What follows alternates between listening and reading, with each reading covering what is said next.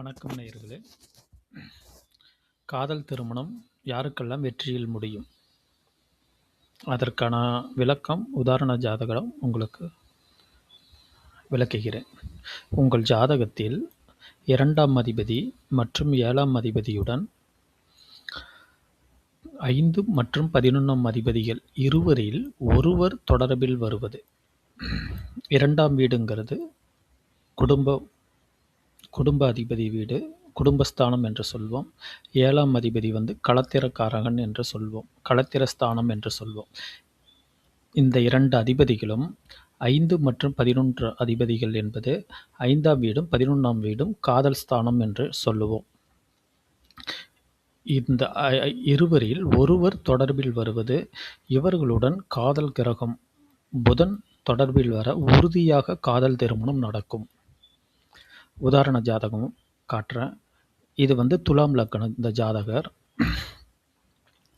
துலாம் லக்னத்துக்கு 2ஆம் அதிபதி யாருன்னு பார்த்தோம்னா விருச்சிக வீடு, செவ்வாய் வீடு.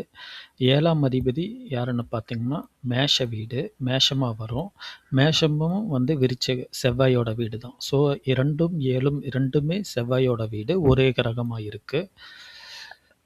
5 மற்றும் 11 அதிபதிகள். 5ஆம் வீடு என்பது 1, 2, 3, 4, 5 கும்ப வீடாக வருது.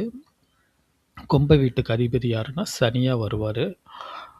11ஆம் அதிபதி என்பது 1, 2, 3, 4, 5, 6, 7, 8, 9, 10, 11 சிம்ம வீடாக வருது.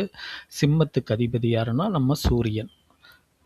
ஸோ இவர்களுடன் காதல் கிரகமான புதன் ஆல்ரெடி உச்சமாக இருக்காரு, மூல திரிகோணத்தில் இருக்கிறாரு, கன்னிமனையில் இருக்கிறாரு. ஸோ இது புதன் கிரகம் முழு பலத்துடன் கன்னி வீட்டில் இருக்கிறாரு.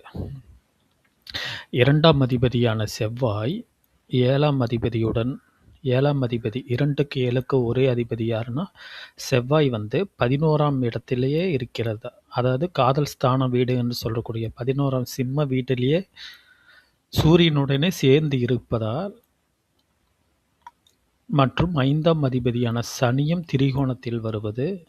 புதன் ஆட்சி பலத்துடன் இருப்பதால், உச்சம் பெற்ற ஆட்சி பலத்துடன் இருப்பதால் இவருக்கு காதல் திருமணம் ஈஸியாக முடிந்துவிட்டது.